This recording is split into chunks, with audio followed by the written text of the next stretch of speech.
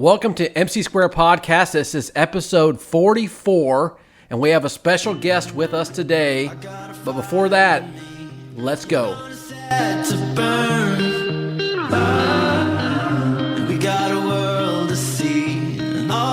Well, so it's been a while. I say this every single time because it has been a while since we got together last, and again, no one cares. But this is episode. They all care. Well, they all care. Episode 44, and I'm really excited because this tonight we're able to have my friend Anthony Rubinacci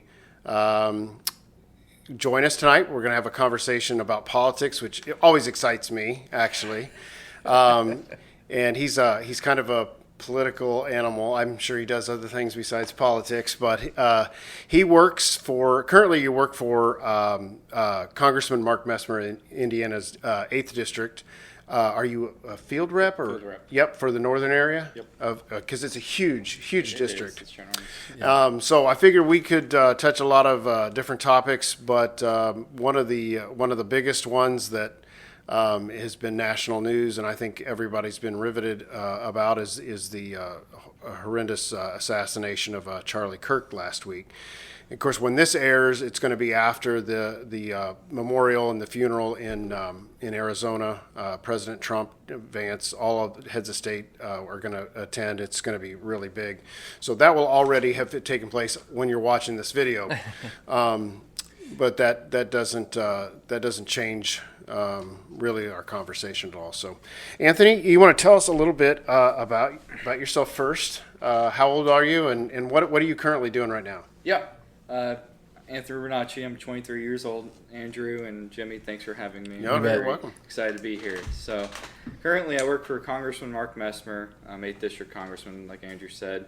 I'm field rep for him. I cover the 7 northern counties, which consists of Sullivan, Vigo, Clay, Owen, Park, Vermilion, and Fountain counties. And we have just a sliver of Fountain County. Well, the biggest part of Fountain County, which is Covington and Petersburg. Okay. And then Attica we do not have. That is Congressman Baird's district. Okay. And then also I'm the secretary for the Vigo County Republican That's Party. That's right. So you're on the central committee for the local Republican Party. And then also, new news, Young Republicans is shifting leadership in the 8th District, and so now we have a new chairman for the 8th District, which is Anjan Kashyap. He lives down in the Evansville area, and Peyton Boyd is the new vice chairman. He's also a field rep for Congressman Messmer as well. And he covers the 7 northern counties, which is a 21-county district. We also have another field rep named Mike Myers, who covers the 7 central counties. Goodness gracious. It's the largest district in the state of Indiana. So what does a field rep do? What's a field rep do? So my job as a field rep is to basically build a relationship with the community for the congressman.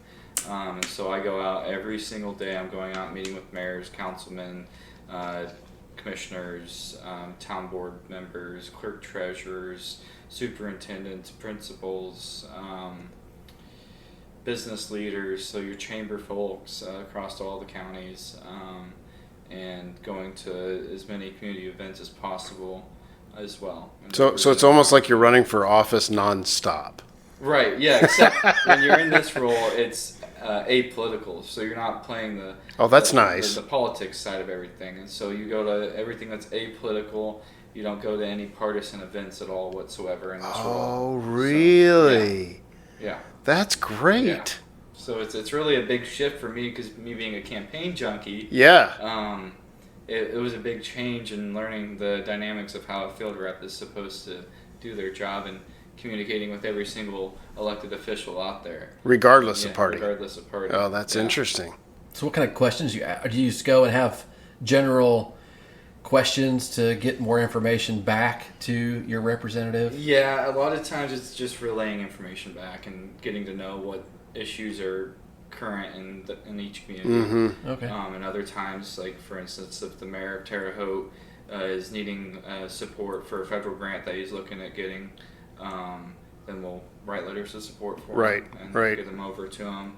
That, or if a business has an issue with a federal agency, we can help with that. Same with constituents, helping constituents. That's another role, is doing mobile office hours and helping constituents with federal agencies, and so I do a lot of mobile office hours as well. Wow. Yeah. Does he have a physical address here in Terre Haute? There's no office in Terre Haute. Okay. The only office is in, there's 2 offices, Evansville and Jasper. So, yeah. Makes sense. We have to talk him into opening one up in Terre Haute again. I know Bashan had one. Yeah, over by Thompson Thrift. So. Yep. Yeah. Okay. So, when I'm trying to think when I first met you, it was long before I was running for state rep, wasn't it? I don't know. I don't remember. It's been a while. I think it was when you were running for state rep, because I was a state house intern. You were working with Ford. John Ford Yeah. his campaign. Yes. Yeah. But your mom and dad, they did own the Maxville Coffee Shop. They hosted a meet and greet for me, and it was just a lot of fun. Had a lot of fun, a lot of work on that campaign. Didn't end well, but it ended fine. But I lost. But I saw, on a side note, I did see Bob Heaton about a week ago. He comes into TAPCO from time to time. And he's like, hey, you know what? I think that if you had run a year, 2 years later, he goes, I think if you'd run 2 years later, you would have won. And because of Trump, that Trump wave that came. Oh, yeah. Because when I ran, there was this big red wave. Remember, we were going to get this big red wave, and all the media was hyping it. We should have known then we were being sandbagged. But I don't know if nobody knows what happened to that quote red wave. But I do think Lindsey Graham coming up with let's ban abortion in all the world. Right before the election, almost like it sabotaged. It kind of ignited the left a little bit. And not that I'm not for getting rid of abortion all out, but it was just a very bad political move, almost like he did it on purpose. Anyway, it dissipated. But the Trump wave this last time, holy cow! I do think that would have happened. But I told him, I said, well, Bob, that might be. But I said then I would be faced with a monstrous job every 2 years of trying to stay in that district because it is blue as blue can be. I mean, it is a Democrat district. And he goes, well, that is true. So I'd have been a one-term state rep. It's like, I just get my feet wet and then be out of there. But I said, actually, I'm very much at peace with where I'm at, and I think the right thing happened. Not that I wouldn't have been a good state rep. It's just God had other plans, and I am totally fine with that. Let's talk about what happened it was September 10th, so I don't know. I've lost track of time. Was that Wednesday? Yeah. When we heard the news, do you remember where you were? Yeah. What take us through that. What your thoughts were of that day? Yeah, I was driving into West Terre Haute. I had a meeting in Terre Haute, and I got the alert on my phone, and at the time I didn't believe it. I was like, there's no way. This has got to be fake news. There's no way that somebody would go after Charlie Kirk. Right. And then later on, like an hour later, I was heading back home. I had to get my field rep report ready for the congressman because we do one every Wednesday and send it over so it's in his binder in the morning on Thursday because that's typically when they fly back home from Washington, D.C. Okay. And so as I'm doing my field rep report, I continue to look at the news, and then there comes Fox News coming across and saying that Charlie Kirk was shot at and that he's in critical condition in the hospital in Utah. And at that time, my heart sunk because Charlie's been an influence to me since I was in middle school when he first started popping up. And then he's been a huge influence on my girlfriend as well with her leading her life and to giving her life to Jesus and whatnot. And so I pulled up TikTok, and the first thing that pops up was the shooting. Yeah.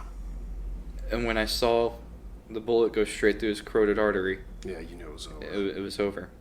Yeah. And I was just watching his pastor, who was like a father to him. I was just watching his TikTok video of him about an hour ago when I was at home, and he said they were doing everything they could to save his life, and they threw him in the back of a SUV, and they left the back door of the SUV open, and one of the body men was there hanging out of the back door as the SUV is, because Charlie was just so long they couldn't close the back door.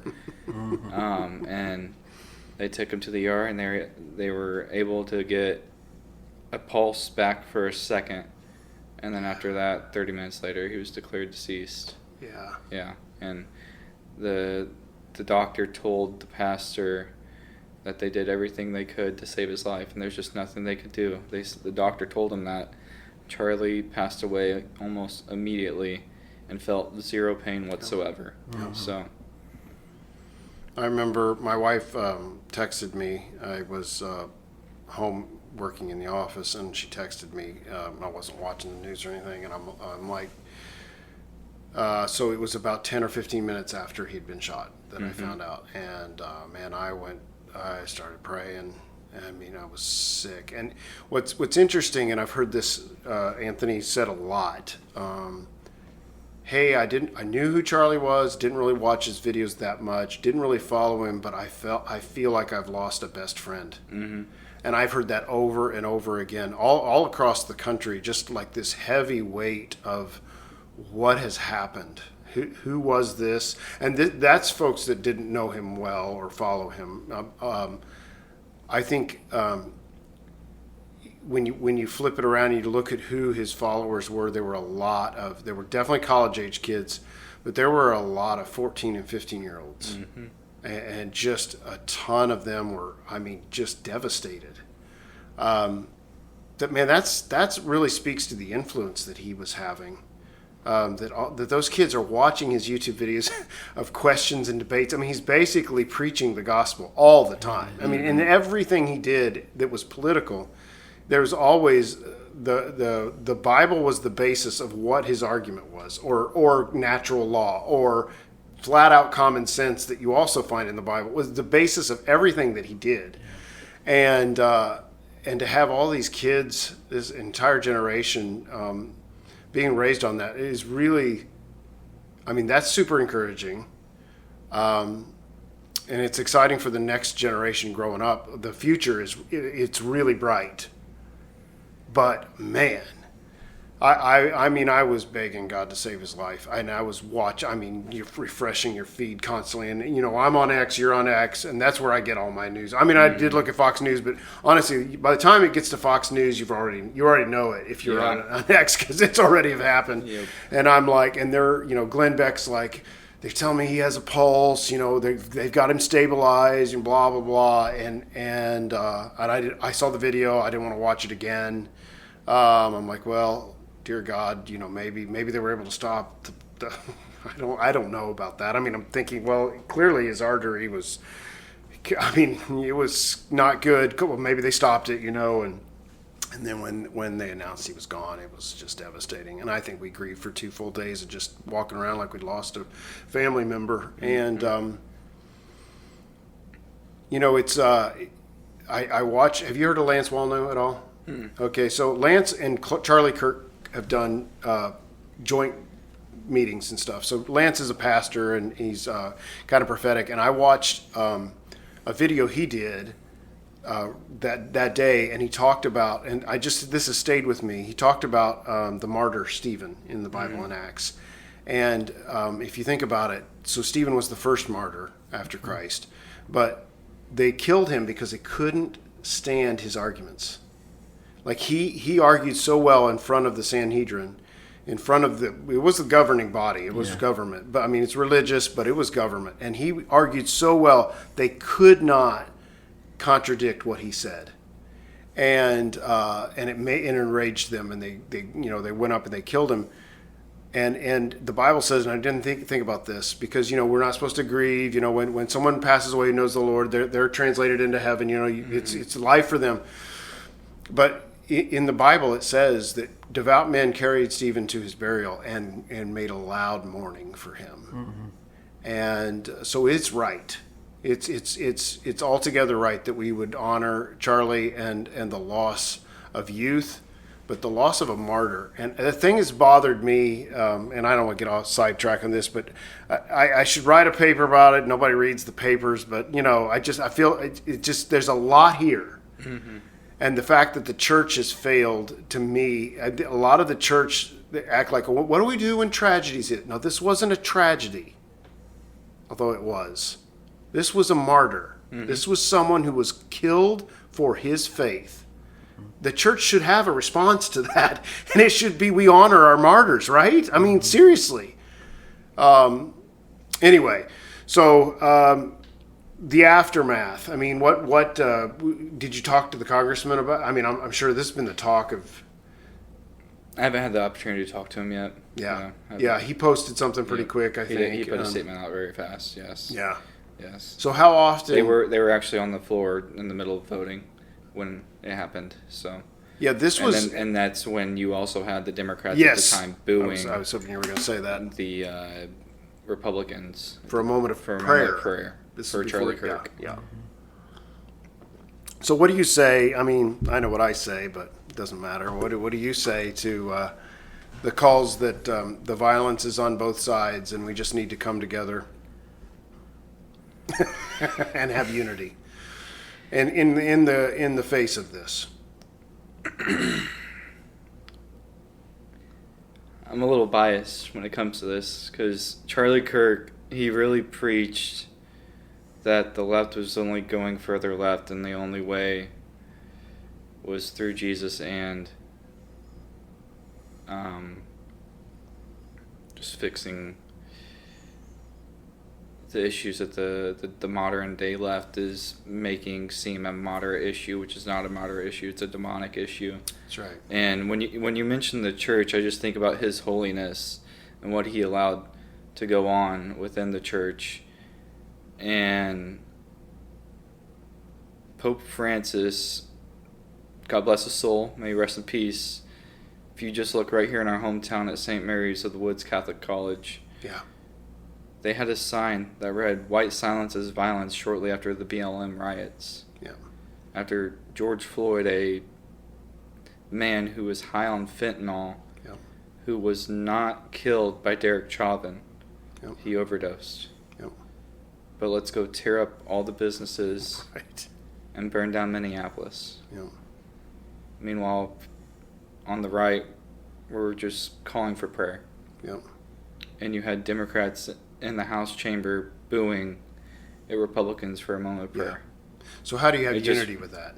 I mean, there's no unity there. What do you come together with? I mean, they want to kill us. Yeah. Yeah. Now, I do understand. I understand the caution that we don't get revenge.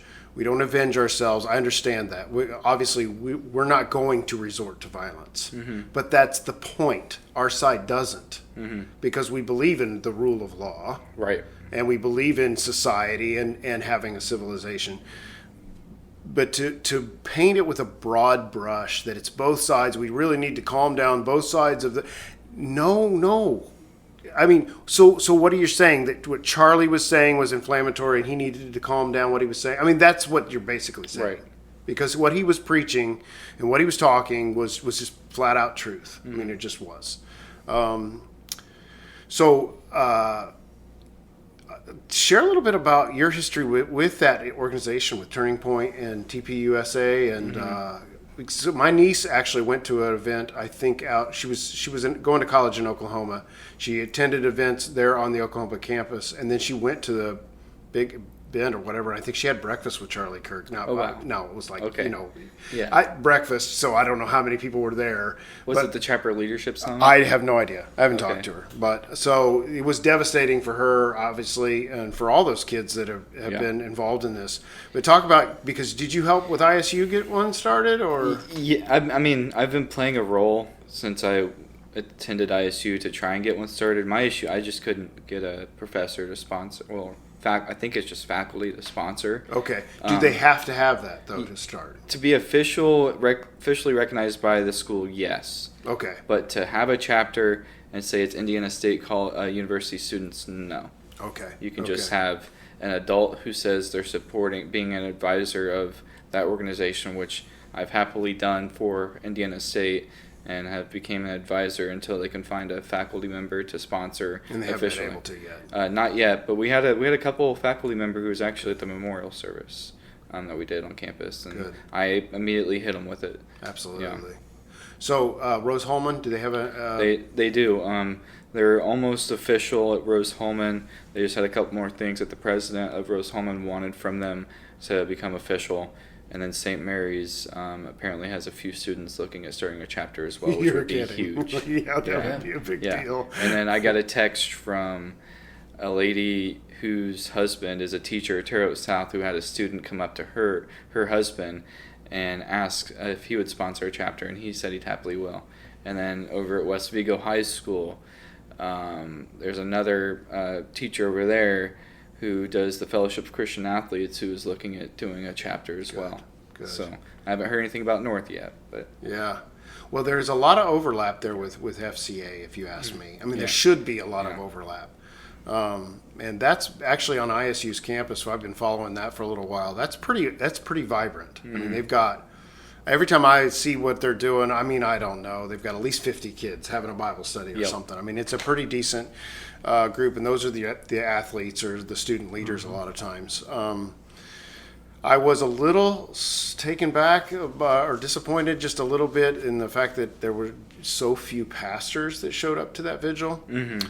But I did want to I give them the benefit of the doubt because it was short notice, obviously. Mm-hmm. I don't know how it was advertised. I know we shared it on Facebook. I had over 500 shares on Facebook. Yeah, so I knew it was huge. It got a huge amount of shares. Yeah, so someone should know. I did get messaged by a pastor and his wife, and they were really disappointed they weren't there. Mm-hmm. They were out of town or they had something else going on.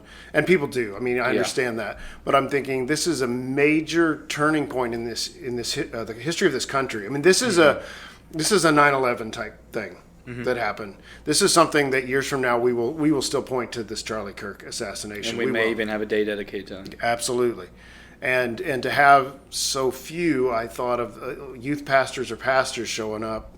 I thought that was a little disappointing. But again, like I said, I'm going to give them benefit of the doubt because I thought, well, But then you look at Bloomington, and there's thousands. Yeah. And you look at some of these, and that's liberal. And you're looking at some of these other places, and it's overflowing. Mm-hmm. These vigils that have been happening, Zionsville, massive, and you're like, well. Terre Haute, don't get left behind. Life Church, yeah, theirs was huge. Yeah. So, when did you start getting interested in politics? And did you know you were always going to be in politics? Or? No, I didn't know I was always going to be in politics. But I first got interested when I was in middle school. The Trump election going on, and I just so happened to get lucky. One of my cousins was at the Terre Haute Theater and was there seeing President Trump before he was president, right? And that was 2015 when he came to town.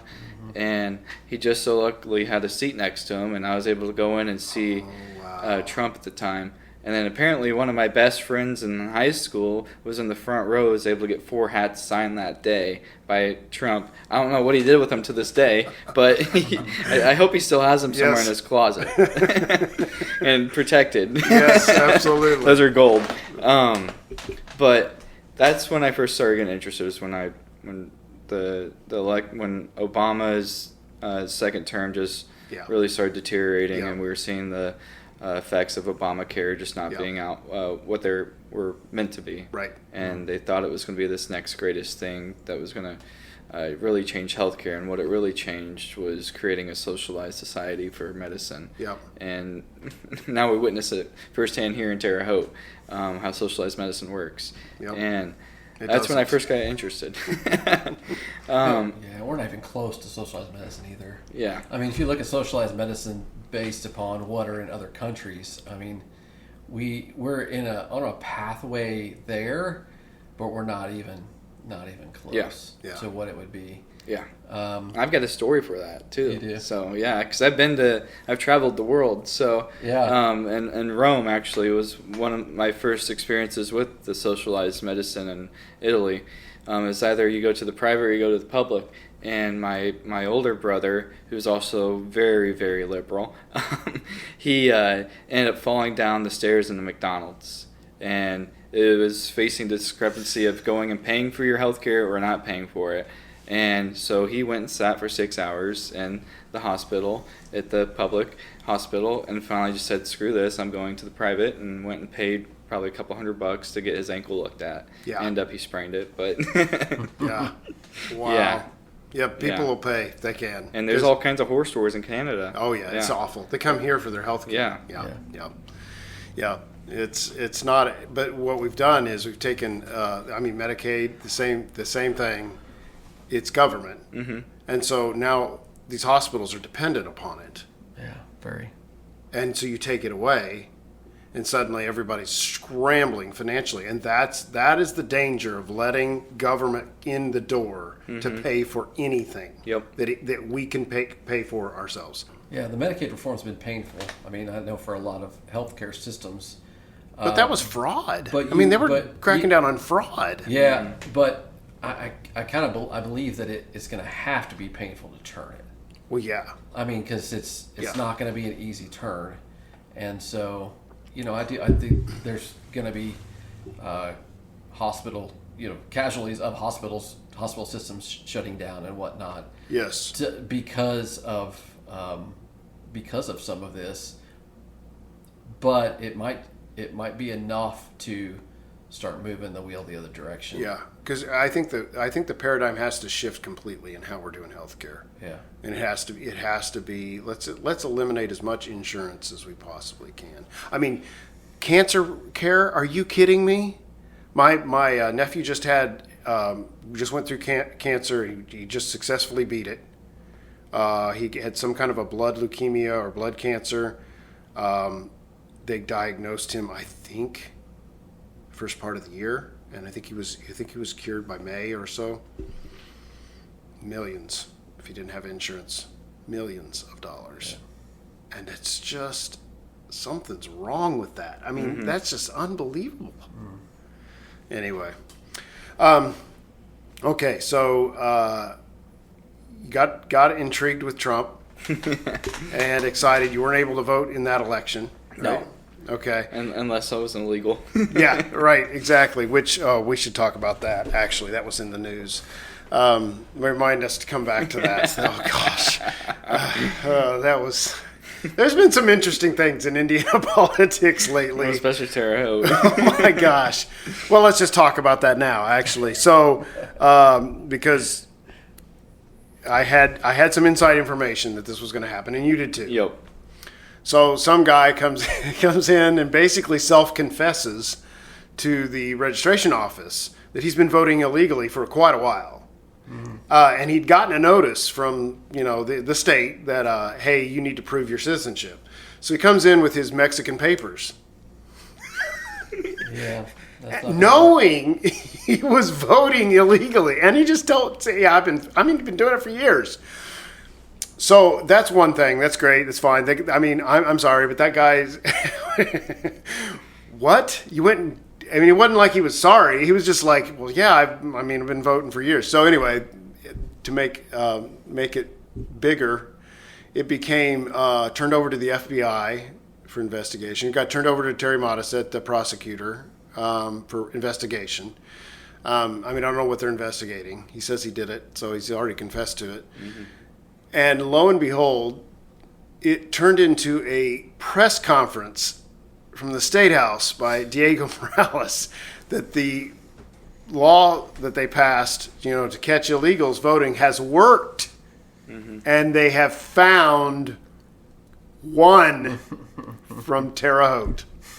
And I'm thinking, and I know the chairman here was asked to be a part of it, and he kind of backed out. And I'm thinking, and before I heard all this was going on, I'm like, yeah. I told my wife, I said, yeah, that's because he knows this isn't going to look as good as they think it's going to look. And the comments were fairly horrible about it. They're like, okay, so all of this to do that you've had about these elections being stolen, and you found one person. And I'm like, yeah, and it's not even proven yet. I mean, he's not convicted. He's not charged. It's just He's self-reported. Well, so here's the deal. He's self-reported. You didn't exactly catch him. He kind of just showed up.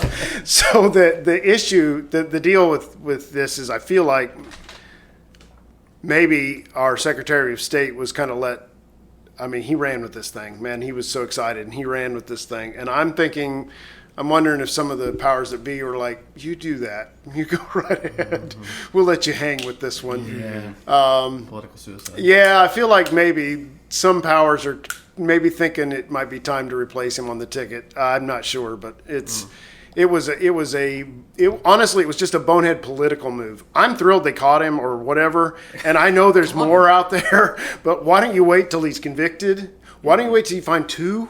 Right. Yeah. I mean, it was just a really odd thing. And I saw it in the paper. The minute I saw it, I was like, no. And the headline was, they found one. I'm like, oh my gosh, I can't believe we're doing this to ourselves. So it's working. Well, maybe. Maybe it is. Maybe it's not. I'm sorry. We'll probably edit some of this out. But I'm just like, anyway. Yeah. And I think the biggest question next was, he registered through the BMV. Yes. And he said they were very helpful. Did he really? Yes. Oh my gosh.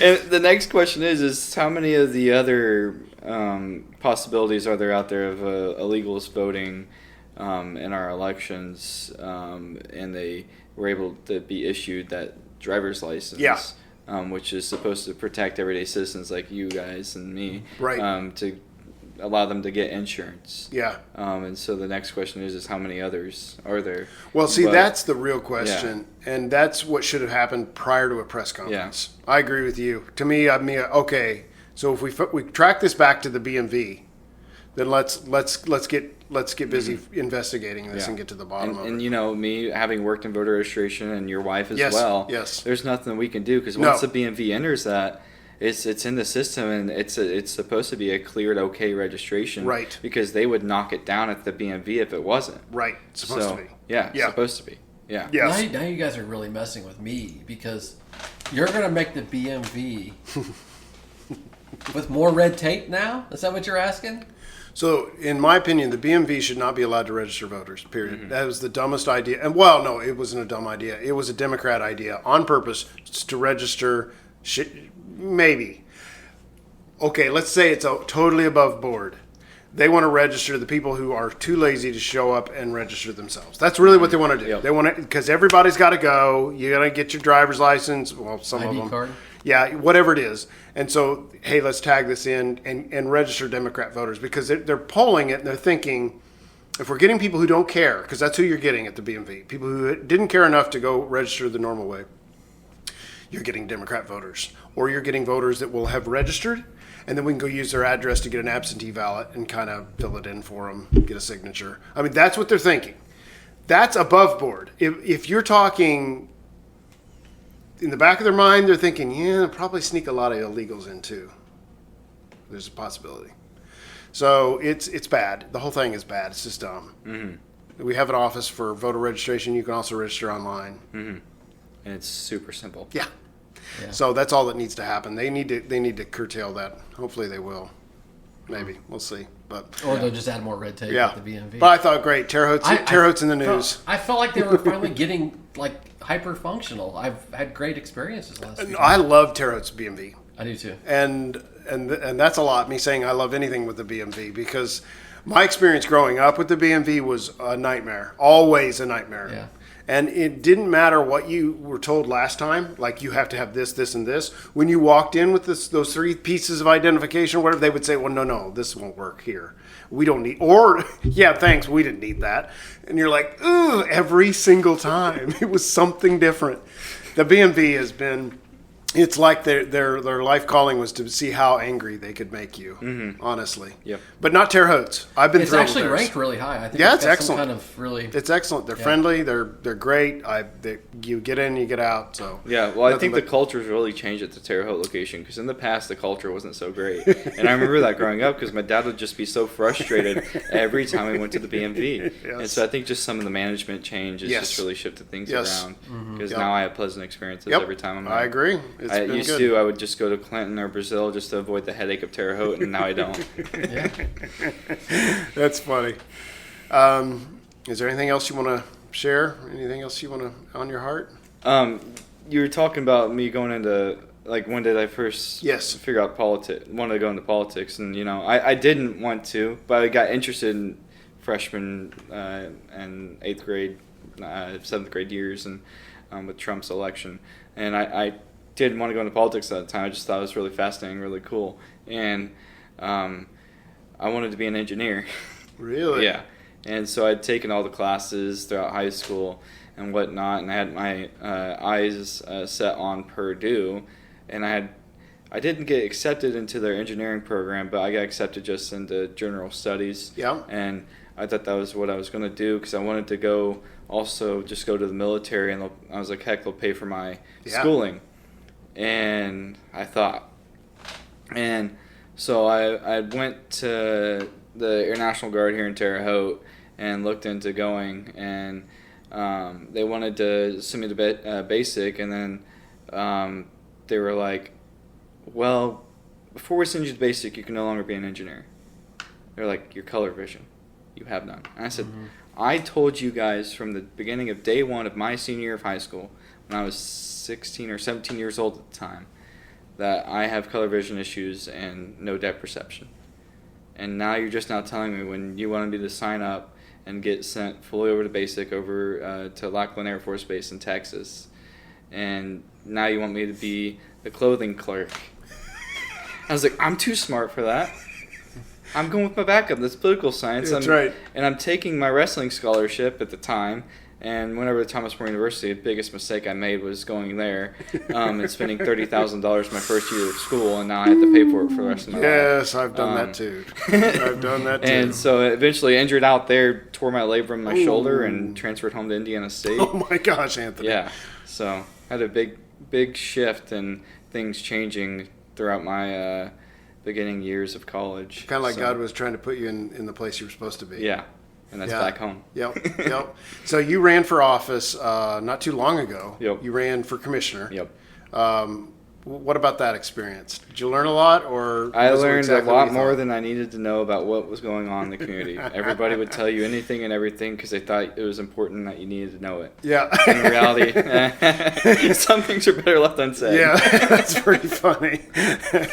I don't know if I watched. Was that was not the same time I was running, was it? No. Yeah, okay. I ran in the 24 primary. I'm starting to get old, and everything's running together. A couple years ago. Yeah, I know, but we're still dealing with my committee. Yes, I know. You never closed it out? We did. Jimmy Kind was of. my treasurer. Stop. Technically, still am. It still is because we're still trying to close it out. We have closed it out, but Yeah. he has to go up in front of the firing squad next Tuesday because why? The election board? Yes. Oh, Yeah. no. Yeah, because it had $0 in it, Yeah. and I didn't file the last report To close it out, To basically. close it, and it was 5 days late, 5-6 days late. Yeah. And they charge you for every day Yep. late it is. And so So they wanted- instead of paying the $400, it You was protested. suggested that I go Yeah. to the election board. Yeah. Yeah. So, do you need me there for moral support, or No. I'll be like, I told this guy to close it. I told him. Yeah. I told him to.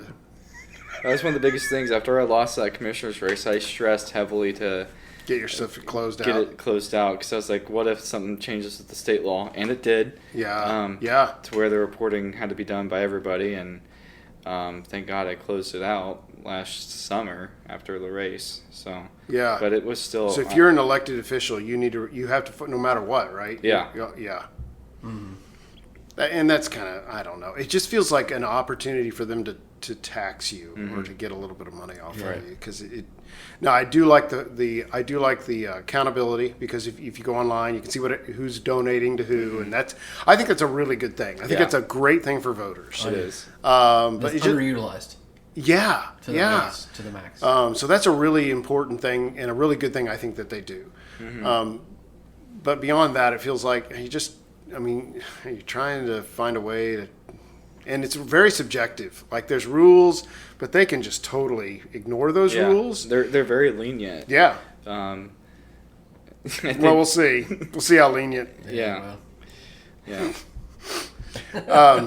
So you ran for office. You've worked for Senator Ford, knocking on a ridiculous amount of doors. I remember that. It was a small number for him, but I did way more for the state party. But yeah. Oh, okay. Gotcha. Yeah. Okay.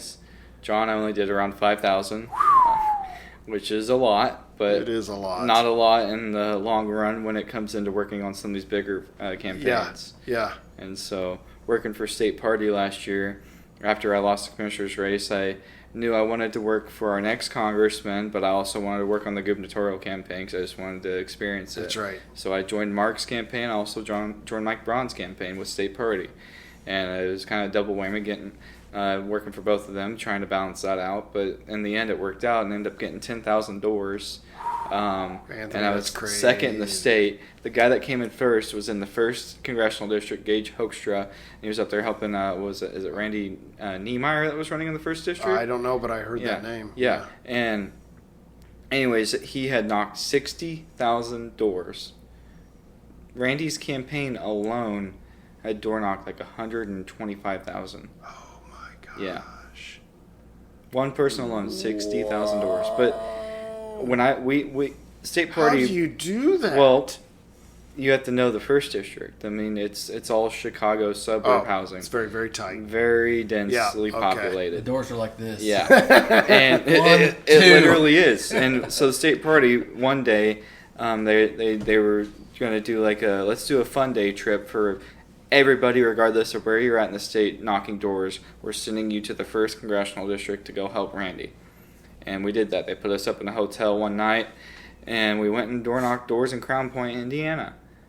And when I tell you those doors were, my golly, the closest doors that I'd ever knocked on in my life, I quickly understood why Gage hit 60,000 doors. That man would be left bored after hitting his tally mark of 100 doors in a day. Oh, I bet. Where the rest of us in rural Indiana was left knocking 100 doors a day. Right. So did they? He didn't win his race though, did he? No. Because it's another Democrat district. Yeah. Yeah, and they end up losing by an even larger margin than what was estimated. They were supposed to be getting within a 4 to 2% benchmark, and it ended up being a larger margin. I think it was 8. And this was in the Trump wave too. Yeah, with the Trump wave. Yeah. Well, Anthony, it's been really fun talking to you, and we're gonna have to have you back on, especially when we talk about we have election results or things to talk about politics. We'll have you back on. We'll talk about that kind of stuff, and we'll wake Jimmy up and see if he's got anything to say. Yeah. Well, Jimmy, you wanna say something? Yeah.